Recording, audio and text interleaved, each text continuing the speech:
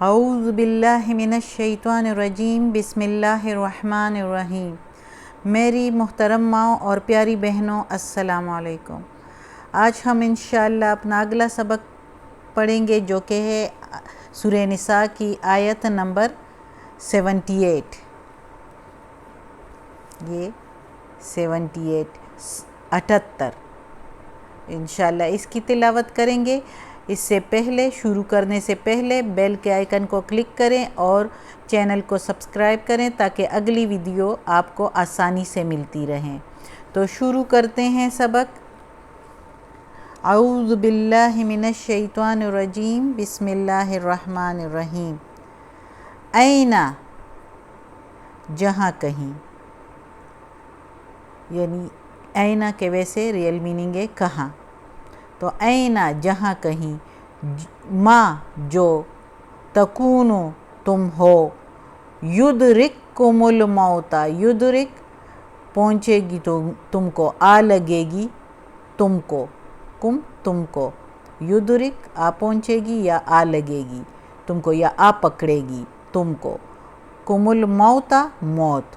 جہاں کہیں بھی تم ہو آ پہنچے گی یا آ پکڑے گی تم کو موت۔ وَلَوْ كُنْتُمْ اور کیوں نہ ہو تم، فی بروج مشیدہ، فی میں بروج مشیدہ مضبوط قلعوں میں، کیوں نہ ہو تم مضبوط قلعوں میں، اگر تم یعنی مضبوط قلعوں میں بھی ہو تو تب بھی تمہیں موت آ کر پہنچے گی جہاں کہیں بھی تم ہو۔ وَإِن تُصِبْهُمْ اور یہ کہ تُصِبْهُمْ پہنچے ان کو، اور اگر پہنچے ان کو، حسنۃ بھلائی، یقولو وہ کہتے ہیں، ہذہ یہ ہے، من طرف سے،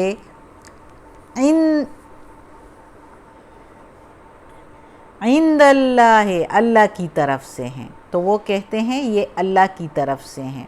یعنی جب کوئی بھلائی پہنچتی ہے تو وہ کہتے ہیں یہ اللہ کی طرف سے ہیں، اللہ کے فضل سے ہیں۔ وَإِن تُصِبْهُمْ اور اگر پہنچے ان کو، سیئۃ کوئی برائی، یقولو وہ کہتے ہیں، ہذہ یہ ہے، من عندک تیری طرف سے، یعنی یہ تیری طرف سے ہیں، رسول پاک صلی اللہ علیہ وسلم کی طرف سے کہتے ہیں، یعنی اس وقت کے لوگ منافقین۔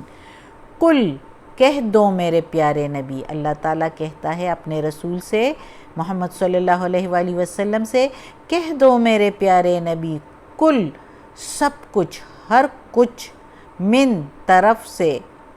عند اللہ اللہ کے پاس سے ہیں، سب کچھ اللہ کے پاس سے ہیں۔ من کے میننگ ہے سے، عندی کے پاس، عندی کے میننگ ہے پاس، اللہ اللہ کے پاس سے ہیں ہر کچھ، کل سارا کچھ۔ فما لی کیا ہوا ہے، ہؤلاء القوم لوگوں کو، ان لوگوں کو کیا ہوا ہے، ان لوگوں کو، لا یکادون نہیں قریب آتے، یفقہون وہ سمجھنے کے، حدیثا بات کو، یعنی کیا ہوا ہے ان لوگوں کو کہ یہ بات کو سمجھنے کے قریب نہیں آتے، یکادون قریب، نزدیک آنا، اور یفقہون وہ سمجھتے، حدیثا بات کو، اور لا کے میننگ نہیں وہ قریب آتے سمجھنے کے کسی بات کو۔ اب اس آیت میں اللہ تعالیٰ کہتا ہے، پہلے تو اللہ تعالیٰ یہ کہتا ہے کہ جس طرح جہاد سے سارے لوگ ڈرتے ہیں، اس وقت جو لوگوں نے کہا کہ کیوں نہ اور ذرا دور کر دیا جہاد کا حکم، ذرا اور لیٹ ہو جاتا، ذرا ہم جی تو لیتے، جو ہم نے پچھلی سبق میں پڑھا تھا، اجل قریب، اخرتنا الی اجل قریب، ذرا اور چھوڑ دیتے ہمیں تو ہم ذرا جی لیتے۔ تو اس میں اللہ تعالیٰ اب کہتا ہے کہ جہاں کہیں بھی تم ہوں گے تو موت تو تمہیں آنی ہی ہے، اور اگر تم ایمان رکھتے ہو اللہ پر اور اللہ کے پیغمبر پر اور اس کتاب پر تو تم سمجھو کہ موت تو تمہیں آنی ہی آنی ہے، اور جو لکھا ہوا ہے اللہ نے تمہارا وقت مقررہ اور جگہ کا، تو ادھر تم نے پہنچنا ہے اور ادھر تمہیں موت آنی ہی ہے۔ تو پھر اگر تم پکے مسلمان ہو تو تمہیں نہیں ڈرنا چاہیے جہاد کرنے سے، اللہ کی راہ میں لڑنے سے، اور تمہیں خوشی سے جانا چاہیے، کیونکہ اس کا صلہ کتنا زیادہ ہے، کتنا زیادہ ثواب ہے جہاد کا اور شہید ہونے کا۔ تو ایسوں کو تو پھر بالکل ہی نہیں ڈرنا چاہیے جب اللہ پر ایمان رکھتا ہو۔ تو اللہ کہتا ہے کہ چاہے تم اپنے آپ کو کتنے ہی مضبوط قلعوں میں ہی کیوں نہ بند کر لو، موت تو تمہیں آنی ہی ہے، موت تو لکھی ہوئی ہے، وہ تمہیں آ پہنچے گی۔ تو اگر تم ایمان رکھتے ہو تو اللہ کی راہ میں اگر تم پکے مسلمان ہو تو تمہیں جو ہے جہاد سے نہیں ڈرنا چاہیے اور اللہ کی راہ میں لڑنا چاہیے، کیونکہ اس کا ثواب تو پھر اور ہی زیادہ ہے، کیونکہ اللہ تعالیٰ کہتا ہے کہ جو شہید ہوتے ہیں ان کو مردہ مت کہو، وہ زندہ ہوتے ہیں، وہ کھاتے پیتے ہیں اور وہ جنت میں اڑتے رہتے ہیں۔ تو اس لیے اللہ تعالیٰ نے یہ مسلمانوں کو مزید حوصلہ دینے کے لیے کہا ہے کہ موت تو آنی ہی آنی ہے، اس لیے ڈرو نہیں۔ جو مسلمان ہے، جو پکے مسلمان ہیں، وہ کبھی نہیں ڈریں گے جہاد سے، اور وہ اللہ کی راہ میں لڑنے کے لیے ہر وقت تیار ہوں گے۔ اب آگے پھر اللہ تعالیٰ نے مزید کہا ہے کہ ان لوگوں کو جب پہنچتی ہے بلائی تو یہ کہتے ہیں کہ یہ اللہ کی طرف سے ہیں، یہ اللہ کا فضل ہے۔ یعنی یہ کون لوگ کہتے ہیں؟ پکے سچے مسلمان، مخلص مسلمان تو یہ کہہ نہیں سکتے، یہ ضرور منافق ہی کہتے ہوتے ہیں۔ تو یہ منافقین جب رسول پاک صلی اللہ علیہ وآلہ وسلم کسی لڑائی میں اور جنگ میں جب جیت جاتے ہیں تو ان کی تدبیر کو نہیں سراہتے اور یہی کہتے ہیں کہ یہ تو اللہ کے فضل سے بائی چانس جیت گئے ہیں، اتفاقاً جیت گئے ہیں، ورنہ رسول صلی اللہ علیہ وسلم کی نعوذ باللہ کہتے تھے ان کی تدبیر کچھ نہیں ہے۔ تو کہتے ہیں یہ تو اللہ کا فضل ہوا کہ جو جیت گئے ہیں، اور ان کی تدبیر کو نہیں سراہتے، یعنی کہتے ہیں یہ تو اللہ کے پاس سے ہوا کہ جیت گئے، ورنہ تو کچھ بھی نہیں تھا۔ تو اور جب پہنچتی ہے ان کو کوئی برائی یعنی کوئی نقصان، جیسے کہ جنگ احد میں پہنچا، تو ان منافقین نے کیا کہا کہ یہ ہے ان کی طرف سے، یعنی یہ رسول صلی اللہ علیہ وآلہ وسلم کی طرف سے۔ تو اب اپنے اعمال کی اور اپنے غلطی کی اور اپنی کمزوریوں کی جو ہے وہ رسول پاک صلی اللہ علیہ وسلم سے منسوب کرتے ہیں۔ غلطی اپنی تھی، جنگ احد میں خود جگہ چھوڑ کے تو اپنے اعمال کا جو ہے وہ اب رسول پاک صلی اللہ علیہ وسلم پر توپتے ہیں کہ اپنی جگہ چھوڑ کے رسول پاک صلی اللہ علیہ وسلم نے منع بھی فرمایا تھا کہ جب تک میں نہ کہوں تو تم لوگ نیچے نہ اترنا، چاہے جو مرے ہوئے ادھر پڑے ہیں، لاش پڑے ہیں تو مشرکین کے، تو ان کو چڑیا ہی کیوں نہ آ کے نوچ لے، لیکن جب تک میں نہ کہوں تم لوگوں نے اپنی جگہ کو نہیں چھوڑنا۔ لیکن خود ہی اپنے اعمالے سے تھے، غنیمت کا مال لینے نیچے اتر آئے۔ جو اس میں سچے مسلمان تھے وہ تو اللہ جانتا ہے، ان کو تو اللہ نے پھر بھی معاف کیا، لیکن جو منافقین تھے تو وہ تو اللہ خوب جانتا ہے، ان کو تو اللہ پھر معاف نہیں کرتا، منافقین کا تو سب سے نچلا درجہ ہوتا ہے۔ تو جب پہنچی ان کو اپنے اعمال کی وجہ سے سزا، تو اس کو منسوب کیا رسول پاک صلی اللہ علیہ وآلہ وسلم سے۔ تو اللہ تعالیٰ نے کہا کہہ دو میرے پیارے نبی، سب کچھ اللہ کے پاس سے ہیں، سب کچھ اللہ کے پاس سے ہیں، کیا ہوا ہے تم لوگوں کو؟ بات کو سمجھتے ہی نہیں ہو، کوئی بات تمہارے پلے پڑتی ہی نہیں ہے کہ سب کچھ تو اللہ کرتا ہے اور اس میں اللہ کی حکمت ہوتی ہے۔ اگر اللہ نے نقصان کیا تم لوگوں کا تو اس میں بھی حکمت ہے، اب اگلی آیت میں ہم پڑھیں گے نا اللہ کیا کہتا ہے، آگے پڑھتے ہیں، ما اصابکا جو پہنچتا ہے تجھ کو، من حسنتن بھلائی، فمن اللہ اللہ پس وہ اللہ کی طرف سے ہیں، وما اصابکا اور جو پہنچتی ہے تم کو، من سیئتن برائی میں سے، اصابکا پہنچتی ہے تجھ کو، من سے سیئتن برائی میں سے، فمن نفسکا وہ تمہاری اپنی نفس کی طرف سے ہے، یعنی تم نے عمل غلط کیا تو اللہ نے سزا دی، فمن نفسکا وہ تمہاری اپنے نفس کی طرف سے ہیں، وَأَرْسَلْنَاكَ اور ہم نے بھیجا ہم نے تجھ کو، اور ارسل بھیجا، نا کے میننگ ہے صرف نون زبر نا کے، ہم نے کا تجھ کو، للناس لوگوں کے لیے، رسولاً پیغام دینے والا،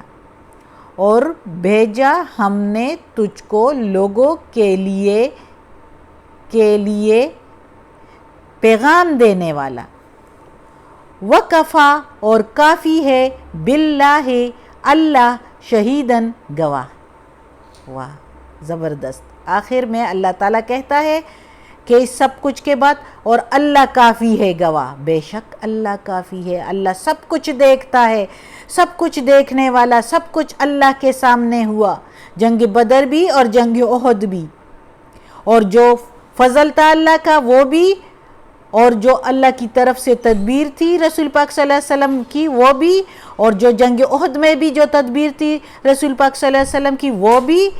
وہ بھی سب اللہ کے سامنے، جو نقصان ہوا وہ بھی اللہ کے سامنے، اور سب کچھ کرنے والا بھی اللہ، اور جو رسول پاک کے صلی اللہ علیہ وسلم کی تدبیر ہوتی ہے وہ بھی سب اصل میں اللہ ہی کی تدبیر ہوتی ہے۔ تو یہ لوگ کون ہوتے ہیں رسول پاک صلی اللہ علیہ وسلم کو الزام دینے والے کہ یہ تیری طرف سے ہیں؟ جو تدبیر رسول پاک پیغمبروں کی ہوتی ہے وہ اصل میں اللہ ہی کی طرف سے ہوتی ہے، کیونکہ اللہ ہی ان کو وحی کر کے بتاتا ہے۔ تو یہ لوگ جو الزام دیتے ہیں پیغمبروں کو تو وہ اصل میں اللہ کو، اور یہ اللہ پر الزام لگاتے ہیں۔ اللہ تعالیٰ پھر آگے سے کہتا ہے کہ جو بھلائی میں تم لوگوں کو پہنچتی ہے وہ اللہ کی طرف سے ہے، وہ تو اللہ ہی کی طرف سے ہے، اور جو پہنچتی ہے تمہیں برائی، جو نقصان پہنچا ہے تمہیں جنگ احد میں، اور یا جو کوئی بھی برائی پہنچتی ہے جو اس وقت ہمیں بھی پہنچتی ہے تو وہ اللہ کی طرف سے نہیں، وہ تمہارے اپنے نفس کی طرف سے ہیں۔ تم لوگ اس طرح کی حرکتیں عمل کرتے ہو تو سبب تمہارے اعمال ہوتے ہیں، تم لوگ غلط کام کرتے ہو تو سزا دے دیتا ہے اللہ اس کا، اور جنگ احد میں جو سزا دی اللہ نے اپنے مسلمانوں کو، صحابہ کرام رضی اللہ عنہ کو، تو اس میں بھی حکمت تھی۔ اللہ نے منافقین کو الگ کرنا تھا اپنے پاک مسلمانوں سے، پاک بندوں سے، اور اگر کسی کو شہادت دی تو شہادت بھی وہ اس کو ملنی تھی، اللہ تعالیٰ نے ان کو شہادت دینی تھی، ان کو جنت دینا تھا، اسی وقت ان کی آنکھیں بند ہو گئی اور چلے گئے جنت میں۔ تو یہ تو اللہ کی حکمت تھی، اس میں اللہ خوب جانتا ہے۔ لیکن اللہ تعالیٰ کہتا ہے، یہ جو لوگ کہتے ہیں جب کوئی برائی ہوتی ہے تو کہتے ہیں قسمت میں لکھا تھا، اللہ بہت ناراض ہوتا ہے اس بات پر۔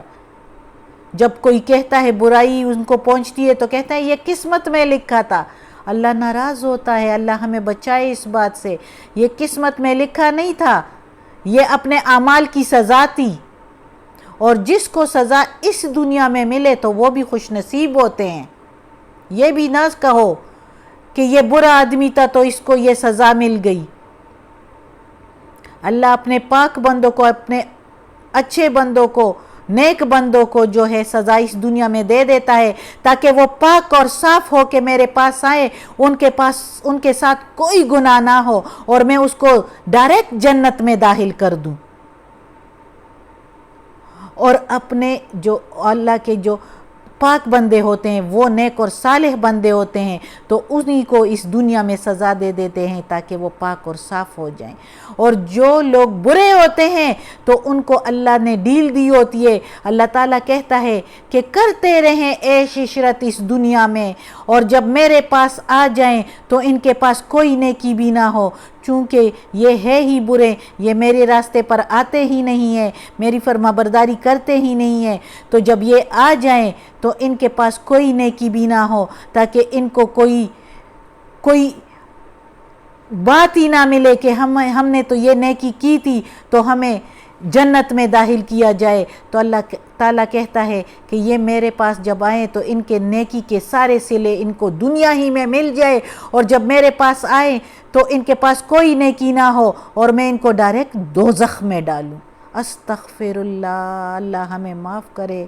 اللہ ہمیں برائیوں سے بچائے۔ جیسے کہ وہ واقعہ میں نے ایک سنایا تھا کہ ایک بندہ اتنا برا تھا اور وقت نزاع اس کا مچھلی کھانے کو دل کیا، تو اللہ نے فرشتوں کو کہا جا کے جلدی سے اس کو بھونی ہوئی مچھلی کھلا دو۔ فرشتے حیران پریشان کہ اس کو بھونی ہوئی مچھلی اس وقت نزاع پر اس برے آدمی کو،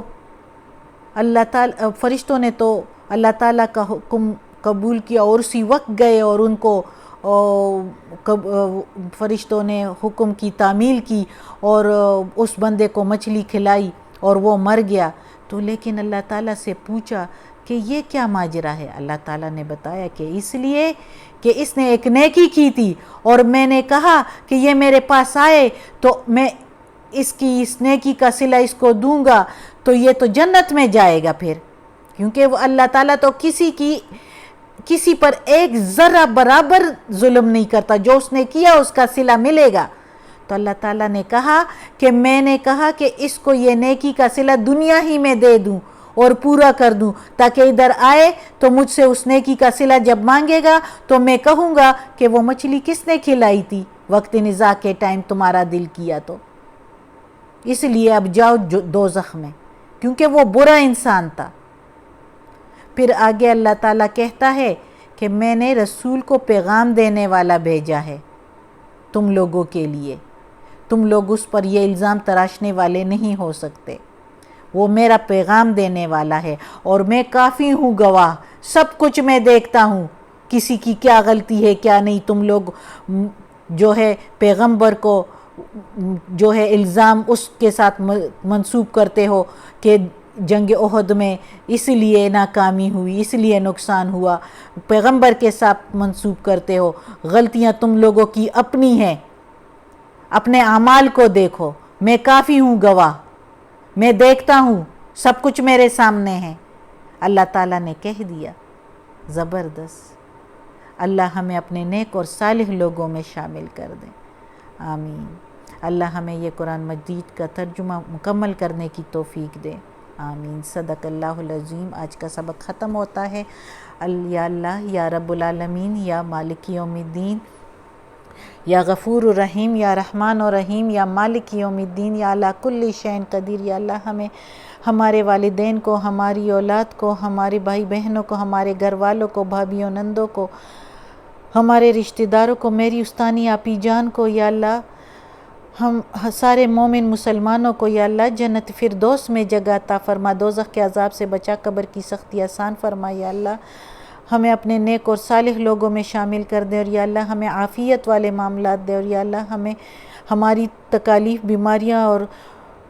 پریشانیاں ہم سے دور کر دیں۔ یا اللہ جو دعا کی وہ بھی قبول فرما، جو نہیں کی ہمارے دلوں میں ہے وہ بھی قبول فرما، آمین ثم آمین۔